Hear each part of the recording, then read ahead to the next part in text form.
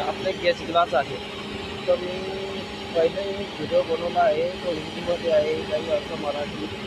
तर त्यामध्ये gas glass level आणण्याची विधी. तर पहिलं तर मी ड्रेन कॉक ओपन केला, नंतर स्टीम कॉक ओपन केला.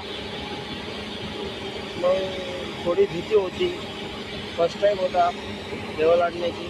आणि मग नंतर आणखी पुन्हा हा बंद केला, चेक करून घेतला. मग नंतर स्टीम कॉक तो बंद केला. मग हा कॉक वॉटर कॉक ओपन केला, तो बी चेक करून घेतला. परत हा बंद केला. ड्रेन कॉक आपला ओपनच होता. मग हा स्टीम कॉक ओपन केला. मग थोडा वेळ घेतला, म्हणजे थोडा वेळ थांबलो.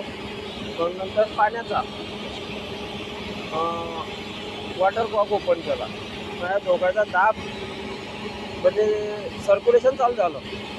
वॉटर कॉक स्टीम कॉक दोन्ही, पाणी स्टीम दोन्ही खाली येऊ लागली.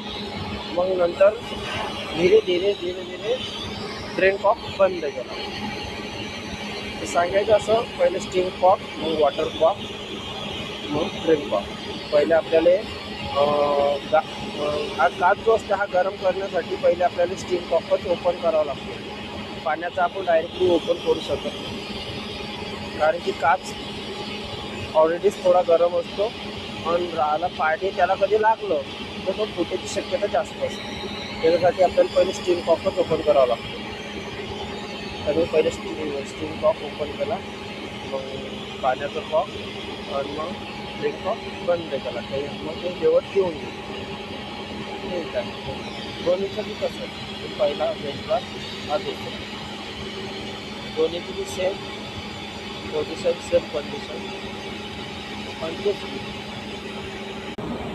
त्याला 15 वर्षापासून बॉयलरवर काम करत आहे.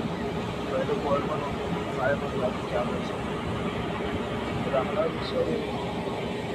बॉयलरची बागाच्या आधी ते टाकलं होते, काम चालू होतं, तुपा पंक्चर होत्या, तुपाचं काम केलं, ड्रमचं काम केलं. बॉयलर व्यवस्थित चालू. जय गजानन.